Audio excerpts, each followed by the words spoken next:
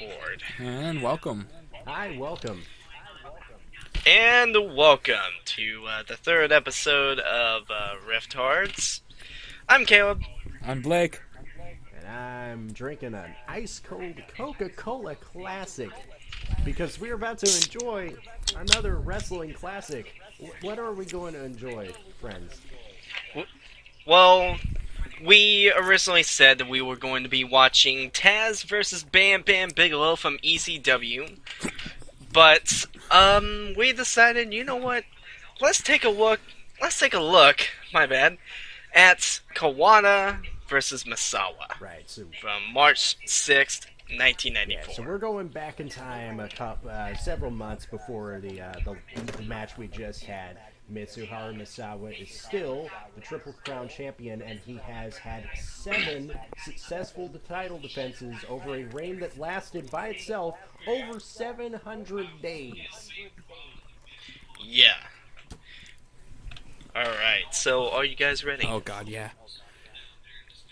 Alright. 3, 2, 1, play. You are looking live at the Nippon Budokan. According to the description, Dave Meltzer has rated these a 5-star match. Yeah, something to note about these two wrestlers, Big Melts gave them a lot of stars over the course of their careers. Yeah. As you can see there's a time limit of 60 minutes. And the match is scheduled for one fall.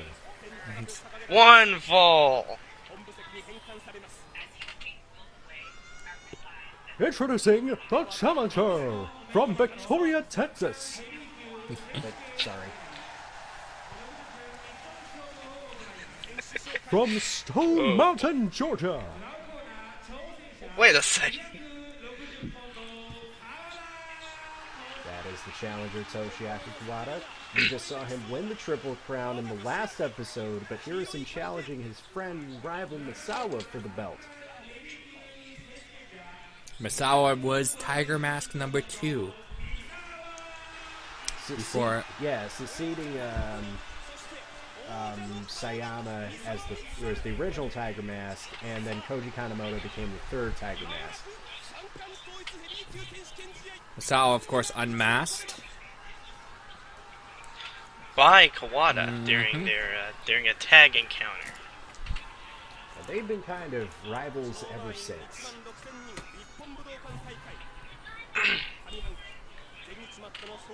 You talk about like the staple rivalries for a promotion at any given time. You know, for contemporary WWE, you have like John Cena, Randy Orton.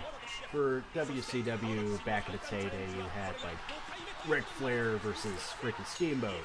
This is that staple rivalry of early 90s All Japan Pro Wrestling, and it's great. Mm-hmm. Yes. There we go, the match is underway.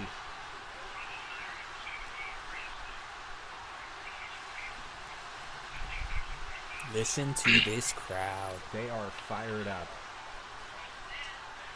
Everybody thinks that Japanese wrestling crowds are very stoic, and I mean, they don't go out of their way to put themselves over with ridiculous chants and songs. Yes. But they are plenty invested in this match. They're raring to go. Yeah.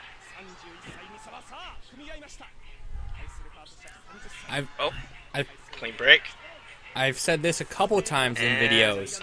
I prefer a hyped up Japanese crowd than an American crowd, because the Japanese one's a little more respectful.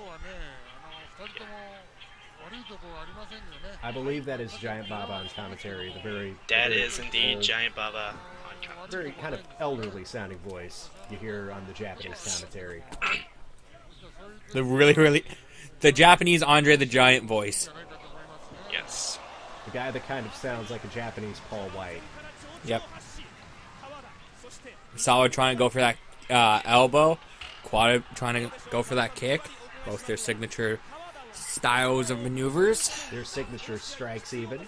Mm-hmm.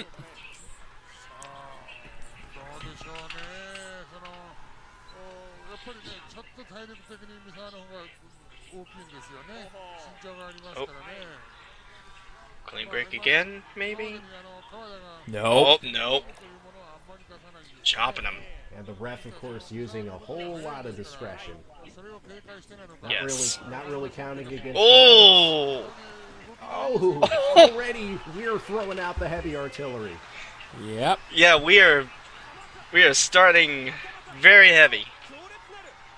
Yeah, we talked about how like main event matches in Japan just kind of build up after like a while of feeling each other out, a lot of chain grappling.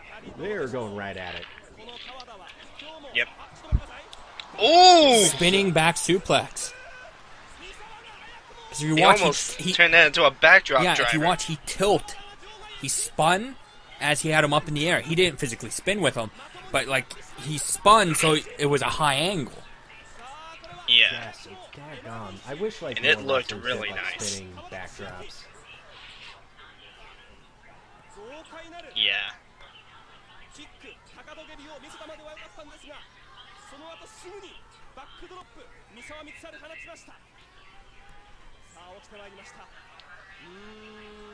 Once again, standing off.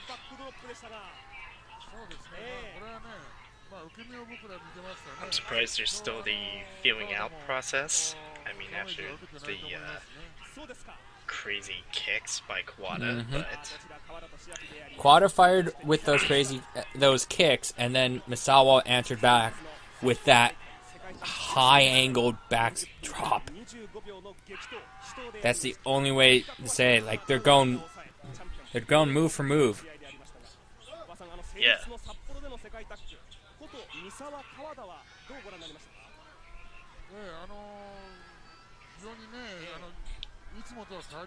Now, I'm just Now, I'm also trying to just look through like the history, and Caleb, you can get back to your point in a second. I'm just looking through like the history of like the Triple Crown Heavyweight Championship.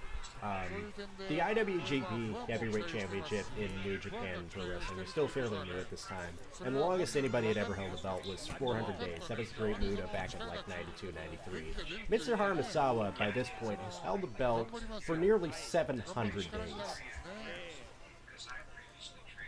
Jesus. So that kind of Yeah, puts that into perspective. yes.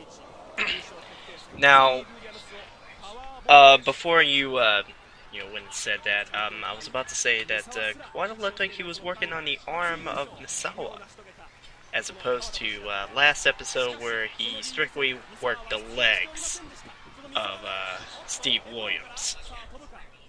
Whoa. Oh. Misawa showing that agility. And oh, Kawada throat shotted him for it.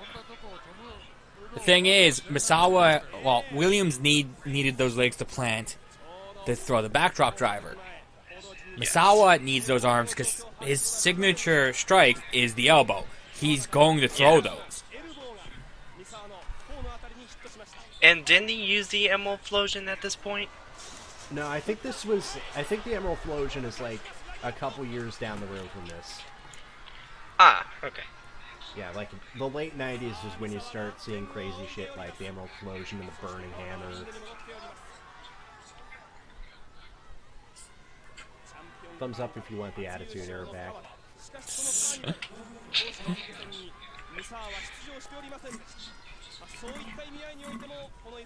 Which is a very timely throwback considering recent returns in an American pro wrestling. Returns that you might even say are money, in fact.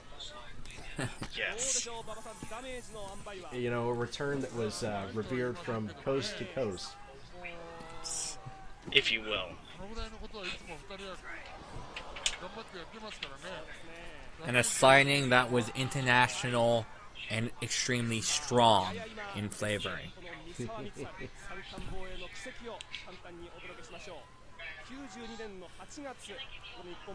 Kawada just slowing it down.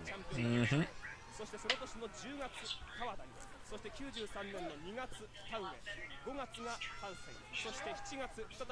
And I don't think it ever gets like. I know it probably gets brought up at some capacities, but man, Misawa was like super duper agile at this time as well. He was strong, agile. I mean, he did it all. Yeah. Not He is. not just did it all. He could get any crowd behind him. Yeah. It looks like, and it's one of those weird things that Misawa, while taken too soon, the impact he's left on not just Japanese but American wrestling. Because we're getting into that era where some of the young boys in New Japan and in Japanese wrestling are American. Yeah, And it's Yeah. now no longer a minor percentage. It seems like the split's coming. yeah, like if you look at the complexion of like the New Japan roster nowadays, even before you throw in like all the working agreements with like Noah and Ring of Honor and all that, like it's still like it's a very diverse roster of not only Japanese natives but also international talents, not just from the United States, but from Canada, the United Kingdom, and everywhere else, Mexico. And a lot of wrestlers point to guys like Misawa, Kawada, Kobashi, the Great Muda, who point at those guys, the guys they grew up watching, as the reason they got into wrestling and the reason they came to Japan. And we're getting to that weird time where a lot of wrestlers are going to have more international experience wrestling overseas than they are going to be wrestling in high school gyms and in front of their home families. And if for some reason they haven't seen like a lot of these matches, I know that there is probably somebody who probably played like a virtual pro wrestling too. Just picked like these two guys by default because they look cool. Oh, Jesus. Christ. Cauliflower ear. And it's been popped.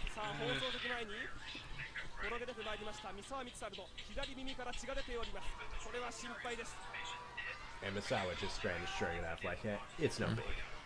No big. I got this, brah. Yeah, Misawa's just taking a walk here.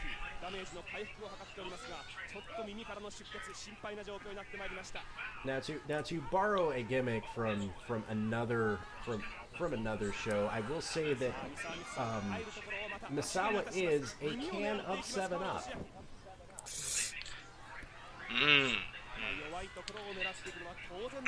Yeah, you got that very like bright, luminous green and white.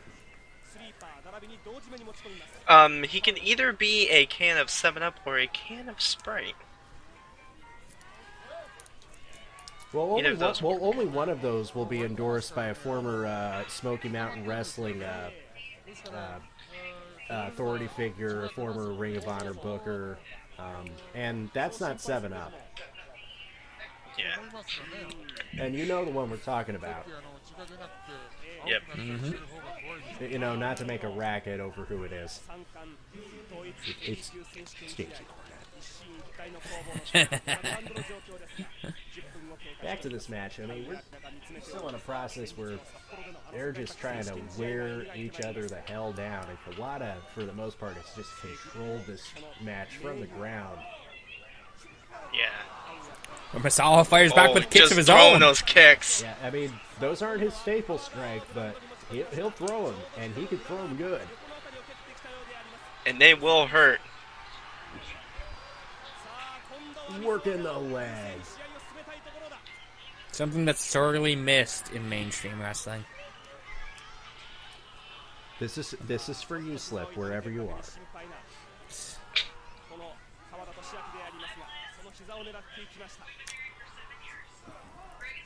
Because honestly, I will admit to it, I miss that where they'd work a body part the whole match, and it would affect the finish. Speaking of, Here we go. we talked about some high damn angle single leg crabs in the last match we reviewed. Here's Here's another another one. one. Oh! Right on the button, right on the nose. It's just... That's the thing about Kawada. He can strike from... I think he just busted Misawa's nose. It's the kick that nearly killed Terry Funk. Oh.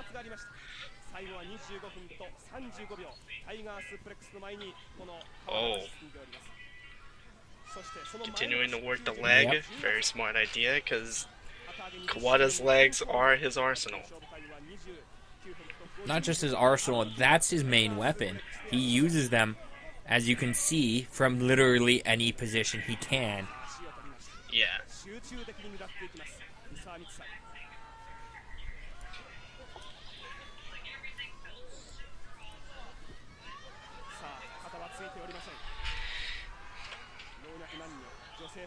Alright, now, Blinky, one of the questions that you asked me and Blake was, what sort of underutilized submission do you miss, like, the most?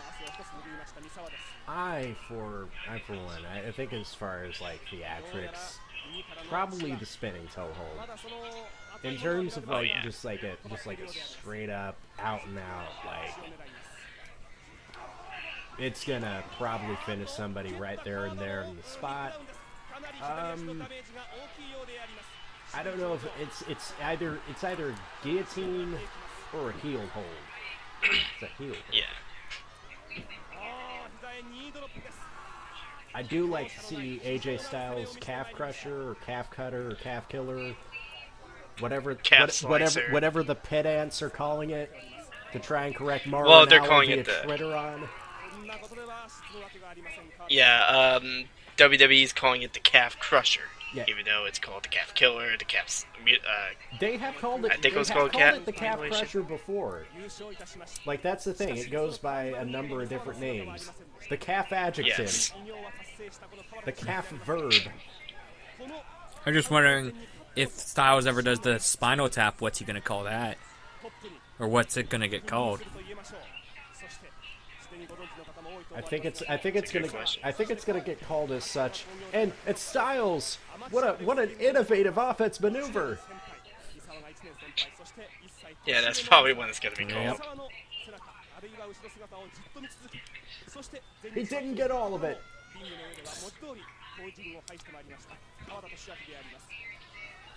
Rest and hustle, loyalty, and respect. Springboard stunner. Gone but never forgotten. In the arms of an angel, far away from here.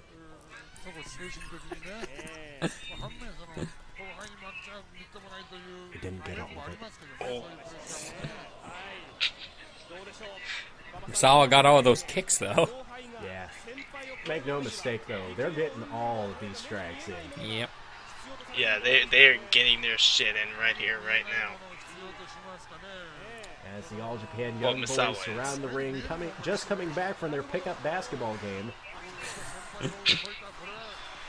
That's how you stay in condition for these long distance matches. Yeah. Like they just came back from their practice, and they forgot to dress back into their normal clothes. They're just like, fuck it. It's fine. It's Misawa versus Kawada. Like, we cannot miss this. Oh, that elbow right to the back of the neck.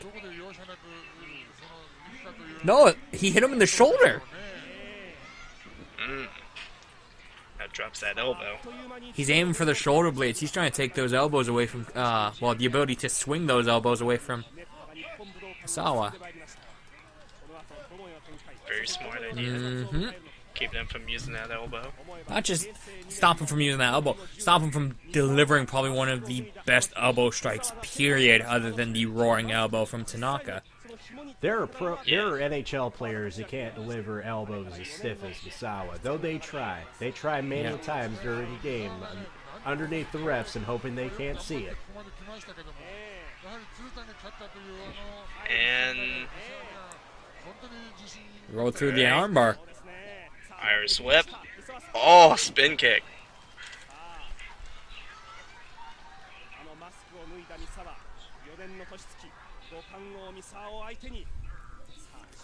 Misawa was going for the Tiger Bomb. May have been going for a butterfly suplex as well, which another great move you hardly see enough of nowadays. Yeah.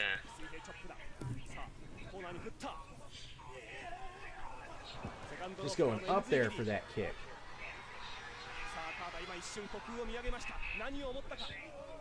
Oh! Damn. He turned and clobbered him with that fucking elbow drop. Or elbow strike. Words. Oh. Pretty good. Oh. Fuck your drop kick. Eat my foot. I was about to say, that was a pretty nice drop kick, but Kawada immediately just silenced me. Yep. As Dusty Rhodes would describe it while admonishing Tony Schiavone for calling it a mafia kick. He hit him with a thigh 13 straight to the mush, daddy.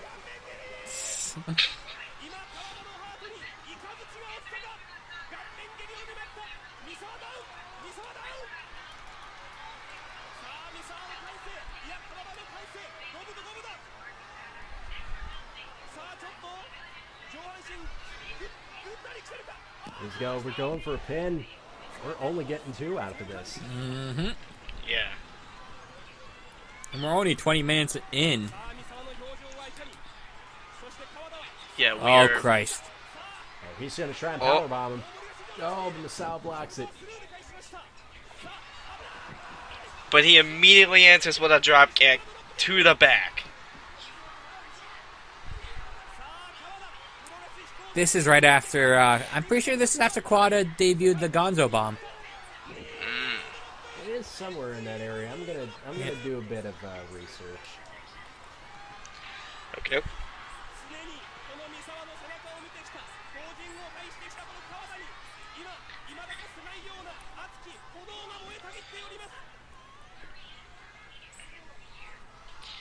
Now, last episode, we were marking out over like some pretty powerful moves. Mm-hmm. What is a move you would say that you just love seeing the most? In Japan or anything, I love seeing like spinning back fist or spinning back chops. I will always mark out for a great power bomb. Oh yeah. Double arm spine buster, a sit-out power bomb of any kind. I love a good shooting star press. I love a lot of flippy shit. I love a overhead belly-to-belly suplex. Goodness, there's just so many. I will always be a mark though for the roaring elbow. Yeah, goodness, that's good. A few moves that I love seeing are the exploder suplex. I also love me a pretty good power bomb, especially if it was either a gut wrench or a deadlift. I mean, there's just so many moves that I just love seeing. I know you're a mark for machine gun chops. Oh yeah. Oh, of course. Yeah, machine gun chops are the best. We may have to look at that match where him and I think it's Sasaki? Kensuke Sasaki and yeah. Kazuka Kobashi had like a 20-minute chop fest. Greatest damn thing ever. And it busted blood vessels on Sasaki's chest so bad that it turned purple. Yeah, so Kawada's Gonzo Bomb. He did it for the very first time on January 22nd, 1999. Kawada had broken his arm at some point during the match. He was trying to get Misawa up for a powerbomb. He couldn't quite get it up, so he just kind of dropped him right on his head during the middle of that powerbomb attack. The match we were going to do, that was probably the injury they were talking about. Yep, and that just kind of inadvertently led to one of the most dangerous finishers. Only done once, probably good for good reason. Ironically, Gonzo Bomb was also done by Rick Rude versus Ultimate Warrior. At SummerSlam '89. Yep. Yep, and also an ad. And people argue, was that a botched powerbomb? What was that? We will never know. Yep.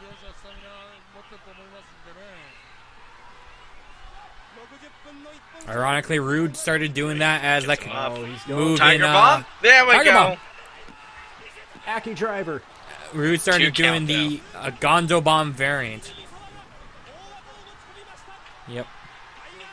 Pearl River Plunge. Now, what's he gonna go for here? Oh, Misawa's going top rope. Remember, he was Tiger Mask too. Frog splash. Flashlight flow. A beautiful one And a at 2 that. count.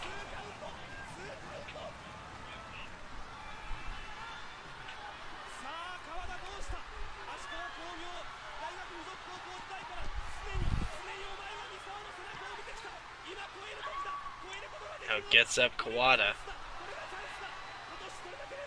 Oh. What's he trying to do here? Looks like trying to slow it down now. Yeah.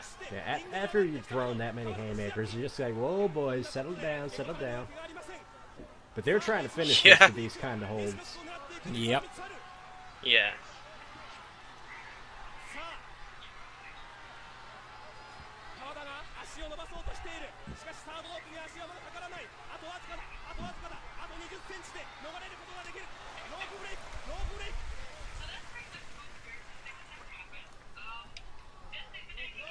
They're just looking for something, anything. Kawada just rolls out of the ring for his own safety. But as we tend to find out in the world of pro wrestling, just rolling outside the ring often leads to more trouble than it's worth. Mm-hmm. To put it in a phase, it's like, you know, getting out of the frying pan into the fire. Ironically, NTQ showed me that video. It's like 10 hours long. It's Kobashi defending the Triple Crown Championship. Yeah. And we learned very quickly that the most dangerous part of the Kobashi match is the apron. Oh yeah.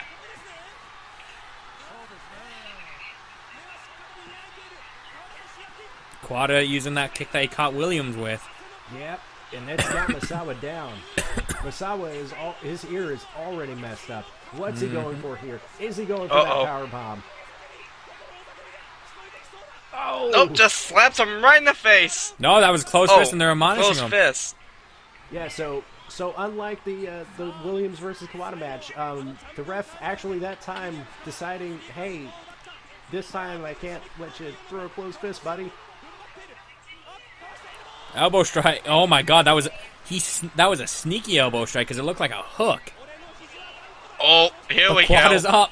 They're throwing elbows. Yeah, they are throwing the bows. Oh! Big boot. And just drops him with a lariat.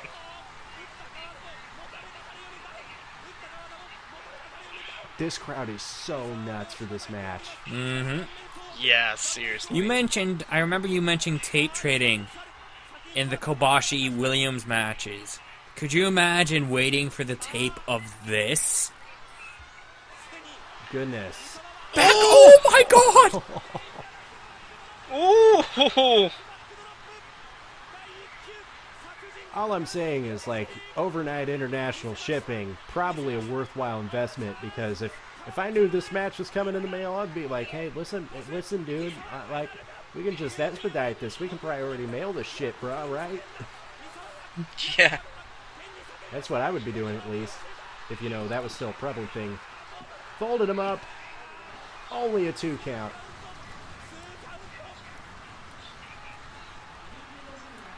Everyone in the crowd's marking out. This match is fucking nuts, and I love it. Goodness, could you imagine matches like this being held in the days where you had like wrestling streams and like Twitter and chat boxes and all that and stuff? Now, got him.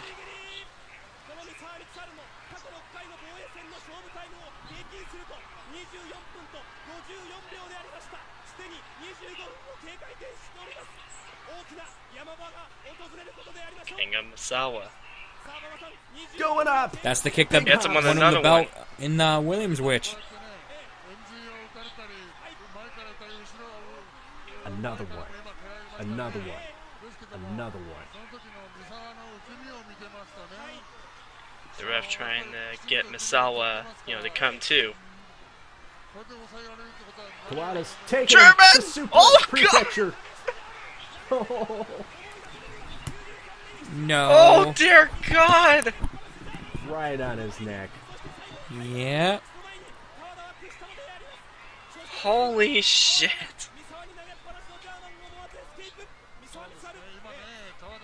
Dude, Misawa is going to have to really just use a lot of ice. He's going to have to probably get some bandages, some painkillers. He's going to have to chill with like his massive video game collection. Yeah. Yeah. It's like it's a known fact that emerged like shortly after Misawa passed away that he had like a huge video game collection.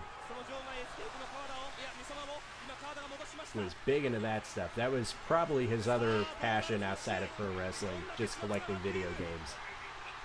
Yeah. Oh, going for another powerbomb. Could be going for a powerbomb. Oh, but Misawa's going to try and block this for all his might. And can't do it. Drops him. Holding him up again. 2. Only 2. And a 2 count. God, I can see why Meltzer rated this 5 fucking stars. Big 5-star Dave. Slinging them stars out. And for damn good reason. Indeed. And he was handing out the 5 stars with authority around this time. Like, I think this was around the time he gave Razor versus Shawn at the ladder match 5 stars. He gave Owen versus Brett in a cage 5 stars in this same damn year. God, we that talked about stacked years. Talk about that. Yeah, like, those 2 matches alone comprise like 40% of the 5-star matches the WWE has ever received. Ever. Yeah. Oh, Yeah, Dragon Suplex. Dragon Sleeper. Sleeper. Sleeper. Yeah, there you go. Yeah, Sleeper words. City, bitch.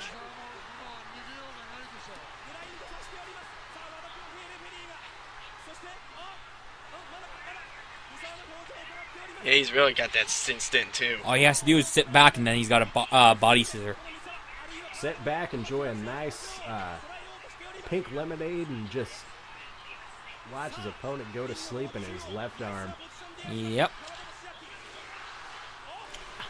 I love when wrestlers would do that, where they have a submission, they'd rock up and down, or they rock back and forth to add pressure into it. Yeah. Because I know Bret Hart used to do that when he had the sharpshooter, and he'd rock a little bit if he really hated you. So he was probably shaking like a damn bobblehead when he was Misawa. having all those matches with Michaels way back in the day. Yep. It's something I noticed during the Iron Man match. Anytime he'd go for the sharpshooter, he was rocking a little bit. Those fucking elbows, though. And now, oh, Flooring with those kicks.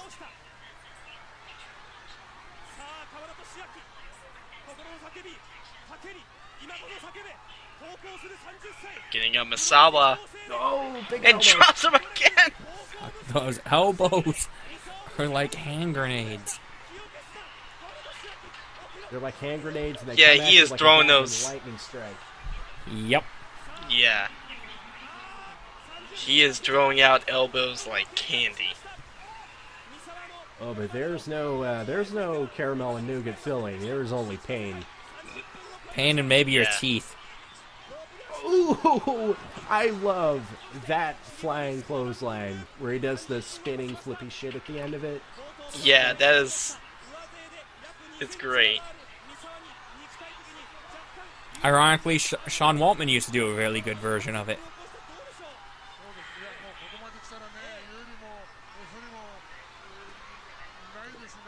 And that move was all he ever wanted, and he's never given that back. And, oh, spinning back fist. In the back of the head. German! Oh. Release German. We're taking the extended tour through Suplex Prefecture tonight. Yep.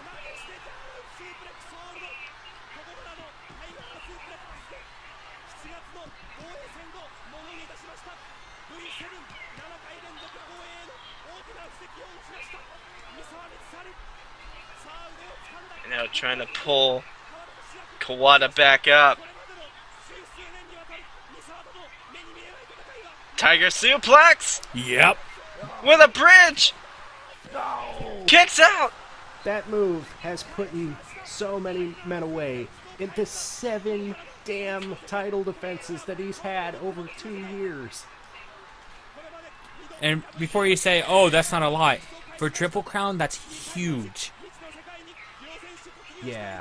Like, Because around this time, Japanese titles were only defended at major events.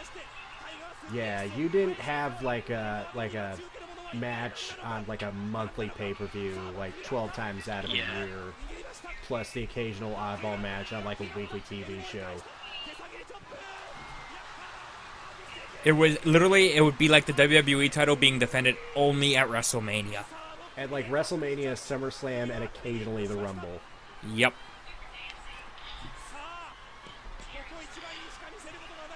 Yeah, the Triple Crown Championship is a big, big deal.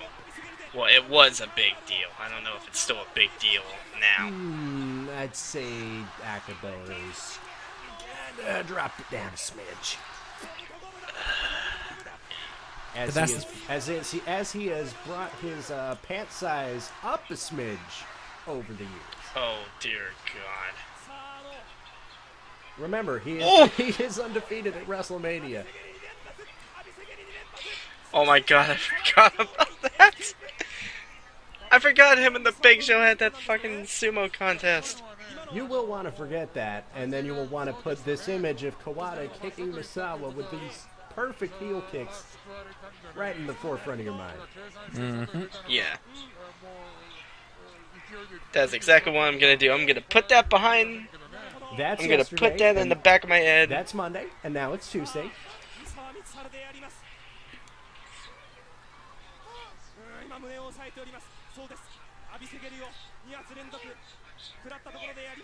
Yeah, Misawa is woozy. Well, somebody... Oh, God, what's a good way to put this? Those kicks are like shotgun blasts because of how close of a range he's busting them out. Yeah. So it doesn't lose any of its power.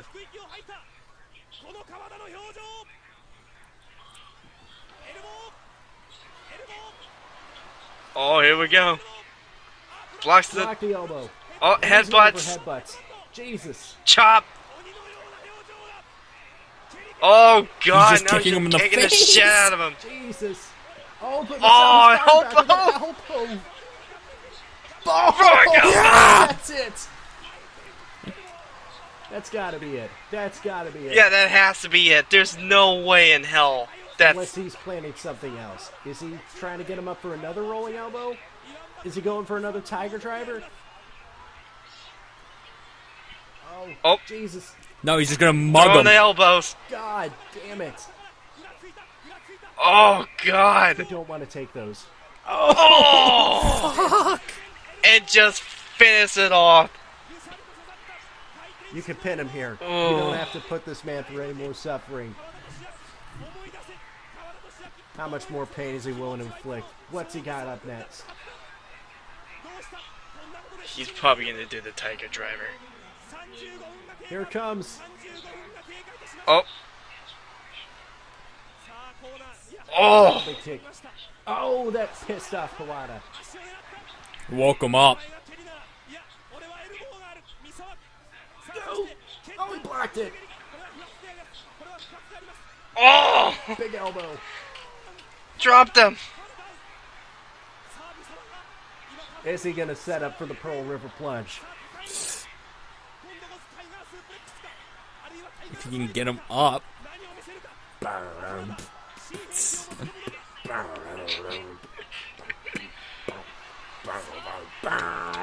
Jesus!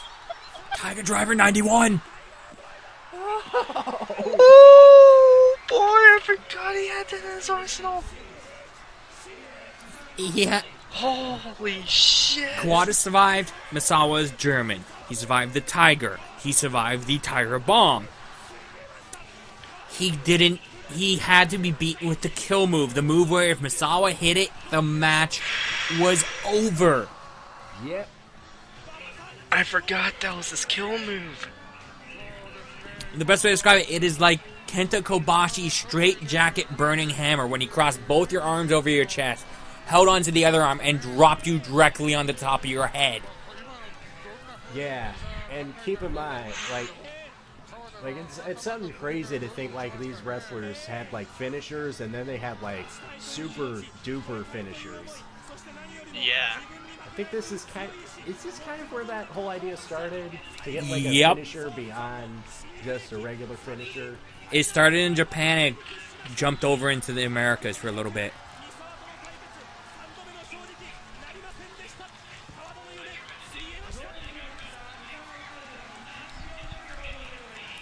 Now I can see why Misawa lost the belt to Williams, though.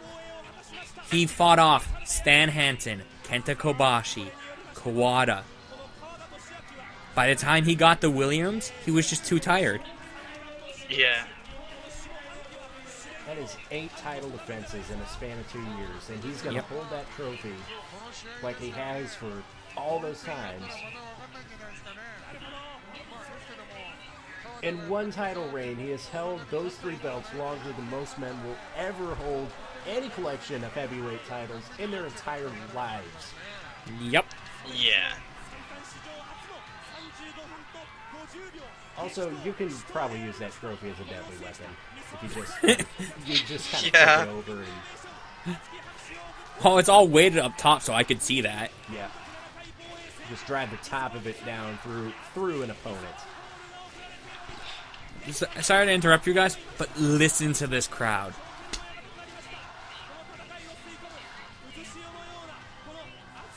They ain't chanting "This is awesome." They're chanting for the guy in the ring. Yeah. And now they're chanting for Kawada. Because they recognize, hey, he may have lost, but that was a hard-fought loss. Like, Yep. you don't...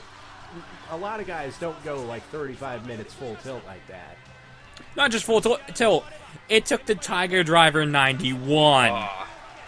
Yeah, this is, like, Tiger Driver 91 is... It was probably the most lethal finisher at the time. Oh, yeah. Until the invention of Kobashi's burning hammer. Right. And that's still several And- years up down the road. Yep. That was fun. And of course, if you saw at the end there, both Kawada and Misawa shook each other's hand. So, yeah, Respect, like there's a dog. lot of respect. Mm-hmm. Yeah. Respect. All right, so, dude, respect.